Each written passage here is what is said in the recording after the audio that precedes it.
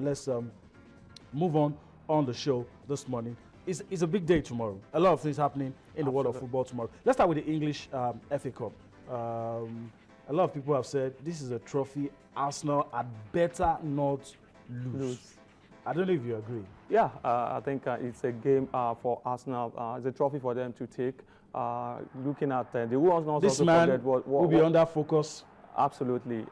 Something that happened 3 years ago when they played the Capital One final against Birmingham. They were almost losing it at this stage, you know? Yeah, semi-final against them with Saka. Of course, yeah, and there's so much rumor as regards who will be starting from in goal for Arsenal between Szczesny or the guy that has been in the cup games. Fabianski. And when you look at the fact that Fabianski has done very well. And then Szczesny also won the Premier League Globe. I mean, see the help from Arsene Wenger is probably the reason why Arsenal in the FA Cup. Talk about All City. I mean, let's not just focus on Arsenal. Do they stand a chance? They have an experienced campaigner in the coaches. Won it as a player. Steve Bruce 3 times. Of course. Does it count for anything? It does. It counts for something. But look at their form in recent times. You want to say that they really don't stand a chance against Arsenal. Man for man. Man for man, they don't have what it takes to really match Arsenal. And also in the attack, Jelovic is cup-tied and is not going to be available for selection in this game. And you look at the fact that most of the big players that got injured at some point are back in the Arsenal fold.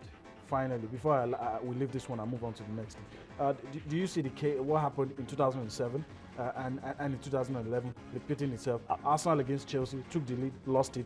Against Birmingham, considered a goal that shouldn't be a goal. Yeah, no, I don't really see this happening. Okay. I think Arsenal will get this one. They should be able to get it because they are vastly experienced. They've learned from their past mistakes, and the players have said they want to fire on all Arsenal. Yeah, let's wait and see. Kunle says it's going to be Arsenal all the way. I hope that has nothing to do with him being an Arsenal fan. Okay, let's move on now. Let's move on and go to Spain. And some of us thought it was over for Barcelona. But, a few results here and there. And now Barcelona are back in it. They have a chance to win in front of their own crowd. And it's going to be Barcelona, Atletico Madrid. Atletico Madrid fighting on 2 fronts in the Champions League and in the Spanish League. And, 19 minutes away from glory. Yeah, 19 minutes away from glory. 2 trophies for them to grab a double. But it's looking going to be very, very difficult. But they can actually really be gladdened by the fact that Diego Costa has been, according to the doctors, it should be available for selection. He scored 36 goals in our competition this season. And, with David Villa also will be partnering him in the attack. I think they will give Barcelona a good one for their money. But if you look at the Barcelona team, and considering the fact that they are playing at home, both teams have really been at each other's head this season. In the Super Cup, you remember that Barcelona were not they got the better of Atletico, and in the Champions League, Atletico also got the better of Barcelona. So it's evenly poised in this one. Atletico need just a draw. They need a draw, and the Barcelona playing at Camp Nou, it counts for a lot. It counts a lot against that crowd, against the players. But some will say that Barcelona side is not the Barcelona side that we've come to know in recent years. Yeah, it's not. But Barcelona know that this is their best chance to win a trophy. As a matter of fact, the only chance of winning anything this season. So I think they will fire on all cylinders. And a win will, of any shape. Will do. Even if it's have a goal, of course, is enough. I think if this eventually happens, I think I would have to heap the blame on Atletico Madrid because he had everything going for them against Malaga. They should have secured the victory. But all right. Let me put you on the spot, Kule. Let me put you on the spot as we move forward on the show. Look at your crystal ball. You're going to come back here next week. So look at your crystal ball. Pick a team for me. Barcelona, Atletico. Where's the pendulum going to swing? Barcelona will get it. All right. Kunle says Barcelona. And as usual, I'll keep my mouth shut. And let's move on. On the show. And let's go to Germany. German Cup. Yeah. At some point, they were on course for the treble. Yeah. But it wasn't going to be. And Real Madrid had something to say about that. Yeah. But what you have on screen, the guys in training, Bayern have been hit with injuries. Ribery has been past fit. Yeah, But, you know, yeah, some worries. Thiago will not be there. Yeah. Bastian Schweinsteiger also may just not be in it. But quickly, looking at both sides, who wants it more? I think if you talk about the team that wants it more, I think it has to be Borussia Dortmund.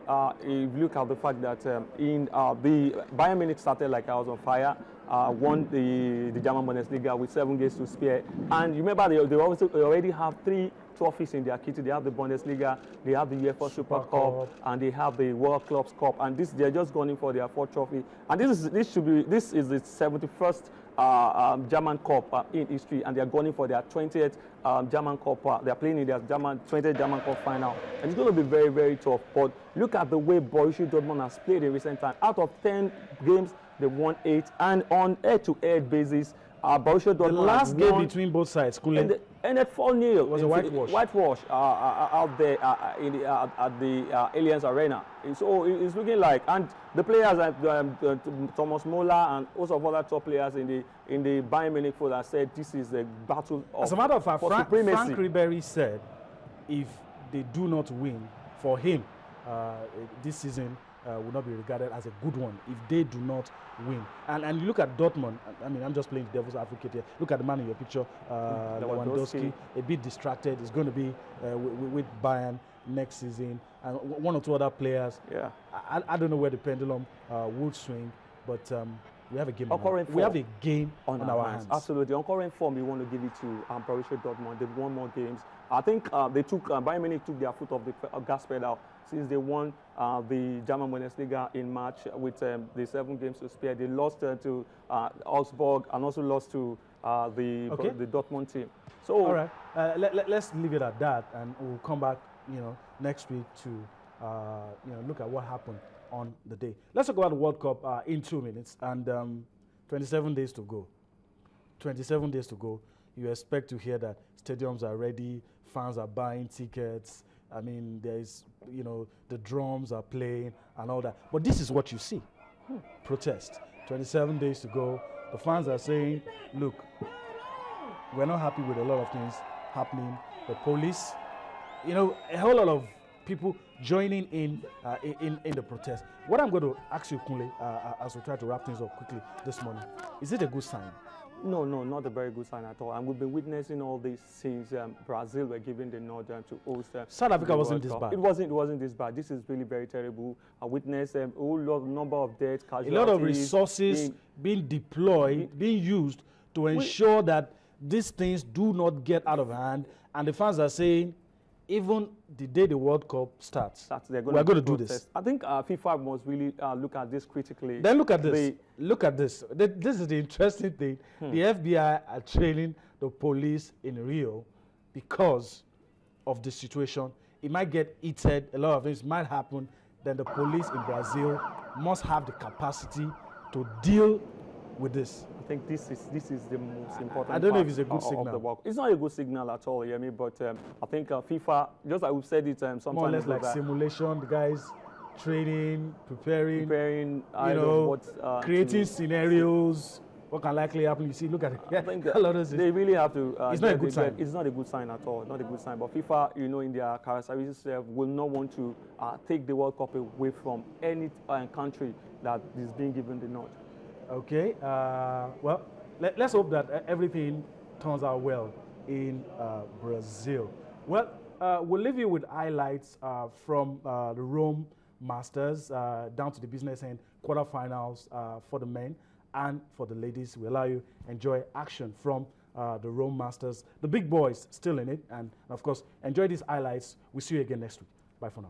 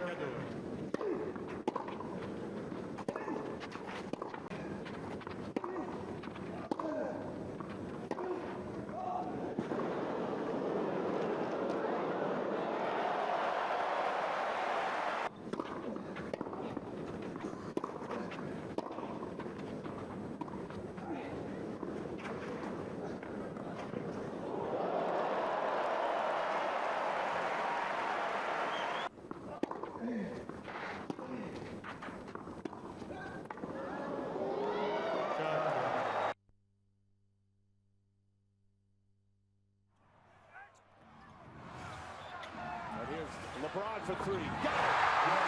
Dwayne Wade got inside. They crossed over to do it, and LeBron James cans the three. The Heat down 5. LeBron James looking. Chalmers squeezes it in there to Dwayne Wade. Big bucket for Wade. That gives him 28 tonight. They trailed by 9, but now it's just a 3-point deficit. Johnson and James blocks it. That's an unbelievable block. Brooklyn has not had a field goal in the last 4 minutes and change. Here's Chalmers, gives it up. Ray Allen will take the three for the lead. It's in! Ray Allen again! Miami on top. 32 to go in regulation. The first lead since the second quarter for Miami. Here's Paul Pierce. He'll take a three. In and out it goes. Offensive board, Livingston. Darren Williams whips it around. Joe Johnson for three. Yes! Joe Johnson hits a big three.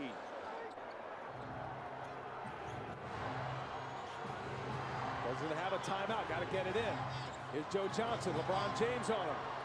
And trying to get it in. And Miami has won it. Playoff history when a team trails 3-0, which Portland did before winning Game 4.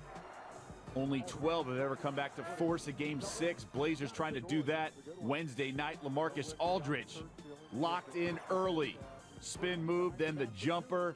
Another open J for Aldridge. This game would be tied at 19 after the first quarter. Second quarter, watch Tony Parker. Starts the play. It ends with a three from Kawhi Leonard, but Parker leaves the huddle and heads to the locker room. Spurs general manager and team doctor join him. He would not return. Rest of the Spurs trying to pick up the slack. Kawhi Leonard, three ball. Another three-pointer from Kawhi Leonard. Here the steal. Splits the defenders, and look at the pump and dunk. Spurs clamping down on defense. Another steal from Kawhi Leonard. The finish, he had 22 points and 5 steals. Spurs up 14 entering the fourth. Kawhi Leonard, the drive and the finish. Replacing Tony Parker, Patty Mills, the point guard. The steal after Leonard deflects it. Mills finishes, and the Spurs close out the Blazers, reaching the Western Conference Final for the 3rd straight year.